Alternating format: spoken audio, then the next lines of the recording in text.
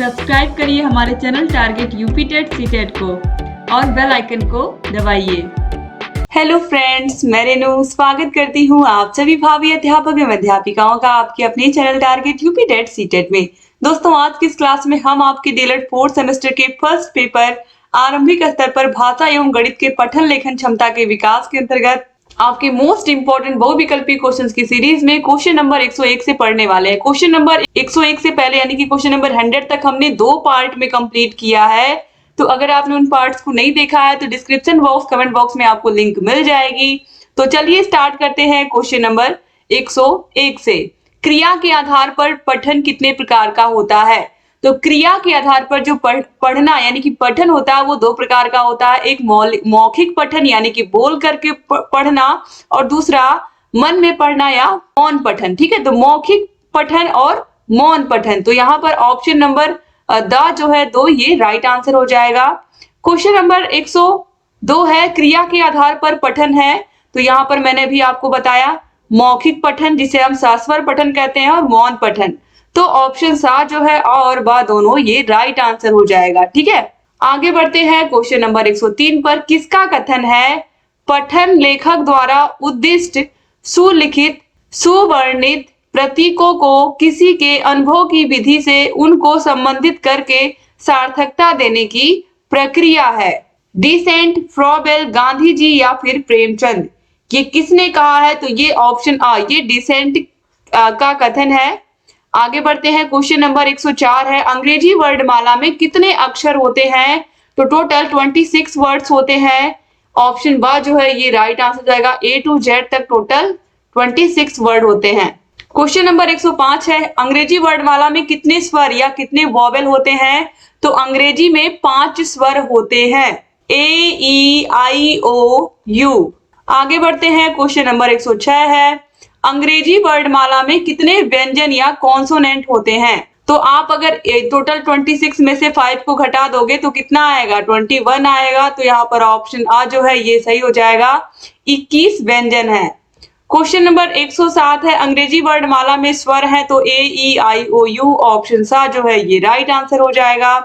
Question number 108 है, निम्न में से हंस पद का चिन्ह है? तो हंस पद का चिन्ह आपको पता है, अगर कोई वाक्य लिखते समय कोई वर्ण छूट गया है तो उसको यहाँ पर ये साइन लगा करके हम उसको वर्ण को लिख देते हैं, तो इसी को कहते हैं हंस पद का चिन्ह। क्वेश्चन नंबर 109 है, निम्न में से उद्धरण का चिन्ह कौन सा है? तो डबल इन्वर्टेड कॉमा को ही हम उद्धरण चिन्ह कहते हैं। ऑप्शन आ जो है ये राइट आंसर हो जाएगा। क्वेश्चन नंबर 110 पे आते हैं, शक्ति, भक्ति, ज्ञान, विज्ञान, अरहर, मगहर शब्द निम्न में से किसे प्रदर्शित कर रहे हैं? विलोम शब्द, तुकांत शब्द, अकुतुकांत या सभी? तो ये तुकांत शब्द है। शक्ति, भक्ति, ज्ञान, विज्ञान। ठीक है, तो ये तुकांत यानी कि जो लास्ट के वर्ण है उसमें राइमिंग हो रही है। क्वेश्चन नंबर 111 है, अस्पर्श व्यंजनों की संख्या कितनी होती है? तो अस्पर्श व्यंजनों की संख्या 25 होती है। क वर्ग, च वर्ग, ट वर्ग, त वर्ग और प वर्ग, यही होते हैं पांचों वर्गों में 5 बचे 25 वर्ण। आगे बढ़ते हैं, क्वेश्चन नंबर 112 है, निम्न में से अस्पर्श व्यंजन है? तो अस्पर्श व्यंजन यहाँ पर पूछ रहा है, तो अस्पर्श व्यंजन आप सभी लोगों को पता ही है। तो यहाँ पर ऑप्शन द में क और ख दिया हुआ है, बाकी ये ऊष्म व्यंजन है, ये आपको पता है ये अंतस्थ व्यंजन है, और ये आ तो व्यंजन तो है ही नहीं, ये क्या है? स्वर है। ठीक है, तो ऑप्शन द सही हो जाएगा। क्वेश्चन नंबर 113 पे आते हैं, संयुक्त व्यंजनों की संख्या है तो कितनी है? 4 है। छात्र, ज्ञ और छात्र, यहाँ पर अगर हम ज्ञ को भी लगा ले, छात्र, ज्ञ और स्र, यही 4 होते हैं। क्या होते हैं? यही चारों संयुक्त व्यंजन। क्वेश्चन नंबर 114 है, संयुक्त व्यंजन है तो छात्र, ज्ञ और स्र यही होते हैं। तो ऑप्शन बा जो है ये राइट आंसर हो जाएगा। ठीक है, य, म और आहा ये संयुक्त व्यंजन, आहा तो है ही नहीं, ये तो स्वर में आएगा। य और म ये संयुक्त व्यंजन नहीं है। क्वेश्चन नंबर 115 पे आते हैं, संयुक्त व्यंजन श्र किससे बना हुआ है? तो श और र से मिलकर के बना हुआ है। ऑप्शन आ बिल्कुल सही दिया हुआ है। आगे बढ़ते हैं क्वेश्चन नंबर 116 पर, हिंदी वर्णमाला में अयोगवाह है तो अयोगवाह हम अंग और आहा को कहते हैं। तो ऑप्शन बा में यहाँ पर देखिए दिया हुआ है। क्वेश्चन नंबर 117 है, द्विगुण व्यंजन इसमें से कौन सा है? तो ड़ और ढ को हम क्या कहते हैं? द्विगुण व्यंजन कहते हैं। क्वेश्चन नंबर 118 है, निम्न में से कौन घोष वर्ण है? ख, च, म और ठ। दोस्तों किसी भी वर्ग का तीसरा, चौथा और पांचवा वर्ण जो होता है वो घोष वर्ण होता है। ठीक है, तो देखिए अगर हम क वर्ग की बात करें तो क वर्ग में जो तीसरा वर्ण होगा वो होगा ग, फिर उसके बाद होगा घ, फिर उसके बाद होगा अंग। ठीक है, तो यहाँ पर जो तीसरा, चौथा और पांचवा वर्ण होता है ये घोष होता है। ठीक है, और इसके अलावा दोस्तों जो या, र, ल, व और ह होते हैं ये भी घोष वर्ण होते हैं, और सभी स्वर भी जो होते हैं वो घोष वर्ण होते हैं।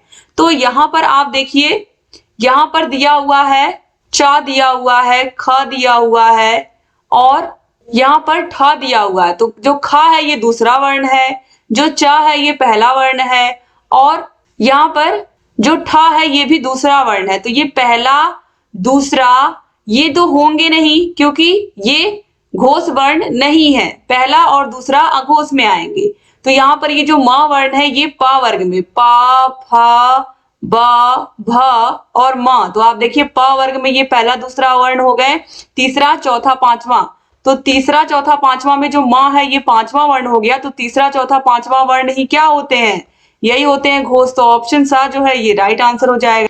क्वेश्चन नंबर 119 है, निम्न में से कौन अघोष वर्ण है? तो अब यहाँ पर देखिए अगर तीसरा, चौथा, पांचवा ये घोष वर्ण हो गए तो अघोष कौन होगा? पहला और दूसरा वर्ण।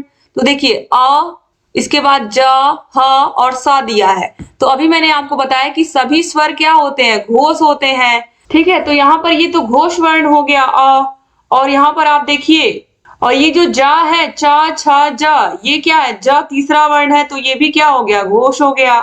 ठीक है, यहाँ पर ऑप्शन द जो है स, यही क्या है दोस्तों? अघोष है। तो ऑप्शन द यहाँ पर क्या हो जाएगा? राइट आंसर हो जाएगा। ठीक है, आगे बढ़ते हैं क्वेश्चन नंबर 120 पर। भाषाई कौशल का सही क्रम है। किसी भी भाषा को सीखने का सही क्रम सुबोपली, सुनना, बोलना, पढ़ना, लिखना। ऑप्शन आ जो है ये राइट आंसर हो जाएगा। क्वेश्चन नंबर 121 है, भाषाई कौशल का प्रथम चरण है। तो सबसे पहले सुनना, ऑप्शन द जो है ये राइट आंसर हो जाएगा।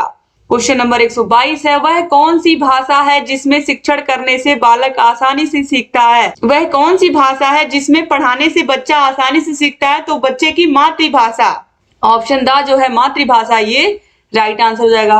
क्वेश्चन नंबर 123 है, मातृभाषा है तो मातृभाषा अंग्रेजी, हिंदी, गणित या संस्कृत? तो अंग्रेजी, हिंदी, संस्कृत। यहाँ पर अगर हम बात करें तो हिंदी को ही लेंगे, हालांकि ये हमारी राजभाषा है, ये हमारी मातृभाषा नहीं है।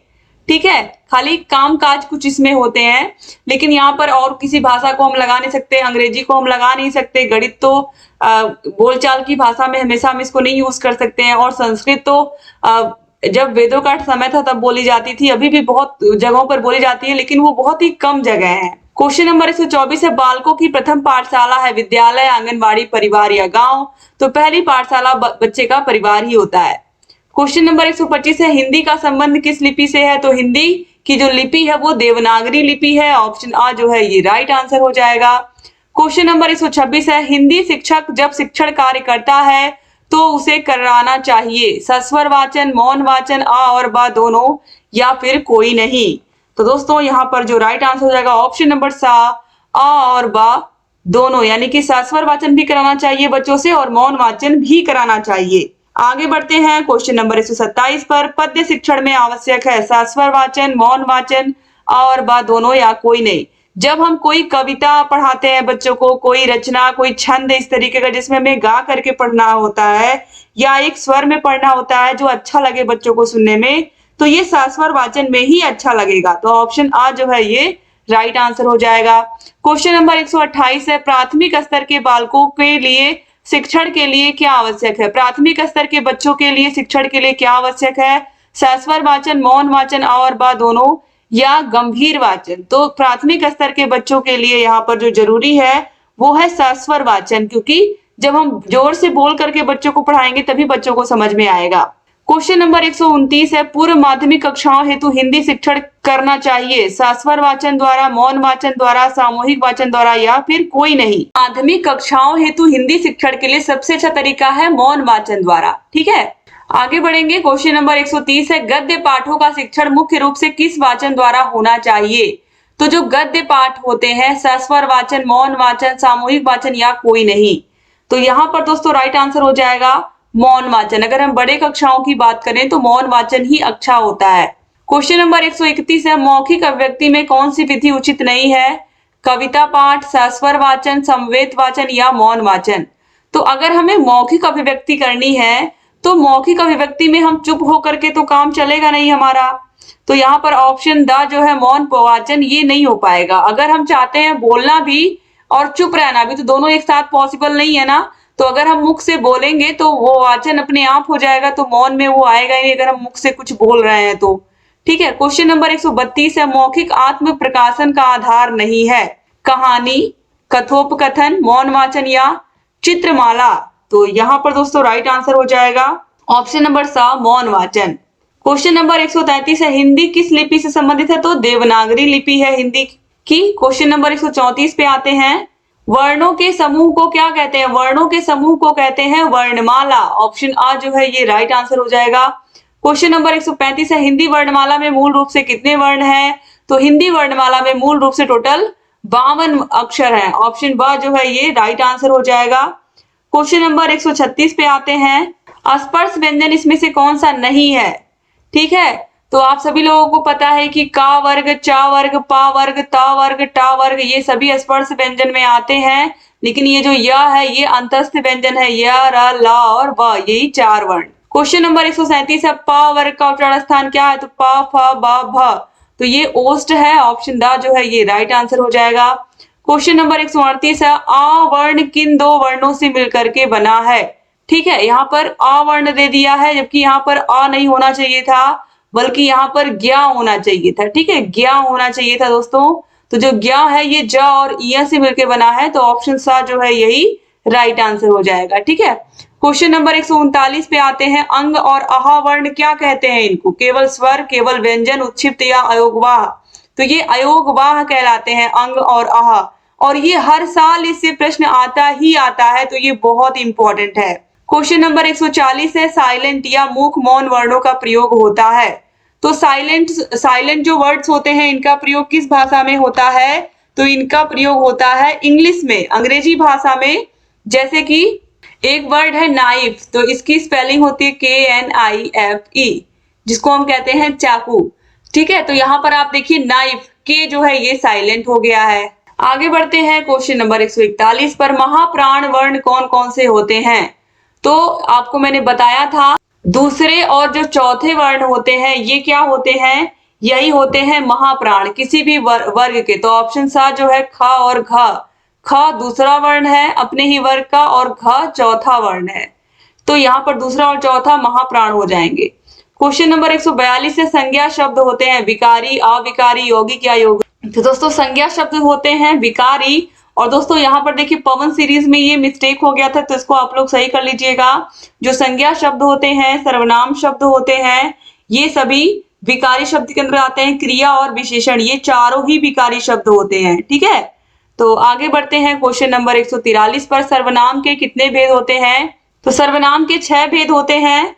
पुरुषवाचक सर्वनाम, निश्चयवाचक सर्वनाम, अनिश्चयवाचक सर्वनाम, संबंधवाचक सर्वनाम, प्रश्नवाचक सर्वनाम और निजवाचक सर्वनाम। क्वेश्चन नंबर 144 है, वाच्य कितने प्रकार के होते हैं? तो वाच्य जो होते हैं वो 3 प्रकार के होते हैं, कर्तृवाच्य, कर्मवाच्य और भाववाच्य। क्वेश्चन नंबर 145 है, निम्न में से कौन सा उद्धरण विराम चिन्ह है? तो डबल इन्वर्टेड कॉमा, इसी को हम कहते हैं उद्धरण विराम चिन्ह, इस तरीके से लगता है। क्वेश्चन नंबर 146 है, संबोध निर्माण का चरण है मिलान करना, तुलना करना, अ और ब दोनों या इनमें से कोई नहीं। तो राइट आंसर है ऑप्शन सा, अ और ब दोनों। क्वेश्चन नंबर 147 है, संबोध निर्माण के आधार पर निम्न में से कौन सा सही है? वस्तुओं और घटनाओं के बारे में अनुभव, घात से अज्ञात, यहाँ पर दोस्तों होगा ज्ञात से अज्ञात के क्रम में अनुभव, अवधारणा या संबोध निर्माण हेतु प्रत्यक्षीकरण या मूर्त अमूर्त के क्रम में अनुभव। तो राइट आंसर है ऑप्शन नंबर द, मूर्त अमूर्त के क्रम में अनुभव। क्वेश्चन नंबर 148 है, संख्या 65,342 और 78,443 को जोड़ने पर प्राप्त संख्या के हजार वाली संख्या है। तो 65,342 प्लस 78,443 को हम जब जोड़ेंगे तो आप देखिए यहाँ पर हो जाएगा। तो यहाँ पर आप देखिए 1,43,785 और हजार वाली इकाई, दहाई, सैकड़ा, हजार, हजार की जगह पर क्या आ रहा है? 3 आ रहा है, तो ऑप्शन ब सही हो जाएगा। आगे आते हैं, क्वेश्चन नंबर 149 है, 6534 को 7 से भाग देने पर भागफल एवं शेषफल कितना आएगा? तो चलिए हम भाग देते हैं। तो यहाँ पर 6534 है, इसको हम 7 से भाग देंगे तो आप देखिए 7 9 होता है 63, ठीक है। तो यहाँ पर 2 बचेगा, 9 बार हम ले गए हैं। और फिर उसके बाद यहाँ पर 3 को उतार लेते हैं, 7 9 त्रिक 27, 7 3 21 होता है। तो यहाँ पर देखिए फिर 2 बच जाएगा, फिर यहाँ पर 4 को उतार लेंगे और फिर 7 त्रिक 21, तो यहाँ पर फिर बच जाएगा 3। और यहाँ पर आप देखिए 933 ये भागफल आ गया और यहाँ ये नीचे शेषफल आ गया 3।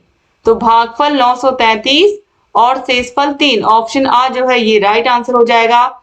क्वेश्चन नंबर 150 पे आते हैं। एक ऑयल मिल की वार्षिक आय 3,97,706 रुपए है तथा दूसरे ऑयल मिल की वार्षिक आय 2,46,759 रुपए है, तो पहले मिल की वार्षिक आय दूसरे मिल से कितनी अधिक है? तो दोनों का अंतर निकालना पड़ेगा हमें। तो चलिए निकालते हैं। 3,97,706 में से माइनस करेंगे हम 2,46,759 को।